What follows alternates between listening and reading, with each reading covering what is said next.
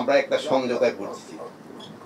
এমন এই সমঝোতা স্মারকে আমার ভাই বোন সবাই সিগনেচার করেছে, আমার মালিক পক্ষ সিগনেচার করেছে, আমার শ্রমিক ভাই বোনেরও সবাই সিগনেচার করেছে।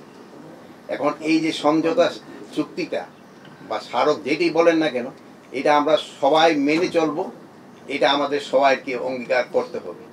এবং এই সমঝোতা চুক্তি থেকে আমাদের কিন্তু পিছু হটার কোনো কারণ বা কোনো কারণ কিন্তু কোনো কিছু নাই। এটা কেউ কোনো কিন্তু বাহানা দিয়ে যে না আমি এটা এখন মানবো না, এটা কিন্তু করতে পারবেন না। আর আমি আবার আমার ভাইরা বলছে যে আগামীকাল থেকে আমরা দেখতে চাই আমাদের এই শিল্পটা সচল। অনেক কিন্তু বিভিন্ন জায়গা থেকে বিভিন্ন ধরনের উস্কানির মাধ্যমে এই শিল্পটাকে নষ্ট করার কিন্তু চেষ্টা করা হয়। এটা শুধু দেশে না, বাহিরের থেকে। এই শিল্পটা যদি বাহিরে চলে যায় অন্য কিছু হয়, কিন্তু এই ক্ষেত্রে আমাদের কি হবে এটা কিন্তু আপনাদের সবারই চিন্তা করতে হবে।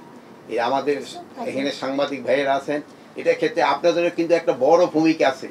আপনারা কিন্তু সবাইকে বলতে হবে এই শিল্পটা আমাদের জন্য কত প্রয়োজন। এইটা যদি আপনারাও যদি তাদের বুঝাতে পারেন তবে কিন্তু খুব লাভ হয়। আর একটা আমি পরিশেষে একটা কথাই বলবো যে আইন শৃঙ্খলা পরিস্থিতি আপনারা কোনো অবস্থায় নিজেরা হাতে নেবেন না। আর আমি আগামীকাল থেকে আশা করব কোনো ধরনের বিশৃঙ্খলা যেন ইন্ডাস্ট্রি এলাকায় সৃষ্টি না হয়। যদি আগামীকাল থেকে কোনো রকমের ইন্ডাস্ট্রি এলাকায় সৃষ্টি হয়, এই জন্য কিন্তু আপনারা যারা সিগনেচার করেছেন আপনারাই কিন্তু দায়ী হবেন। আপনারা এখানে সাইন করছেন, আপনারা এটার জন্য দায়ী হবেন, এই বিশৃঙ্খলার জন্য। সেই সময় আপনারা কিন্তু পিছু হতে পারবেন না। তা আমি আপনারা এখানে যারা উপস্থিত আছেন, আপনারা যদি সবাই চেষ্টা করেন, আমার মনে হয় আইন শৃঙ্খলা পরিস্থিতি কোনোভাবেই অবনতি হবে না এবং আগামীকাল থেকে সব শিল্প খোলা থাকবে। আমার ভাই বোনদের কাছে আমি এই আবেদন করছি, আপনারা সিগনেচার করলে হবে না, আপনাদের মনে থেকে আসতে হবে যে এই শিল্প আমাকে বাঁচাতে হবে।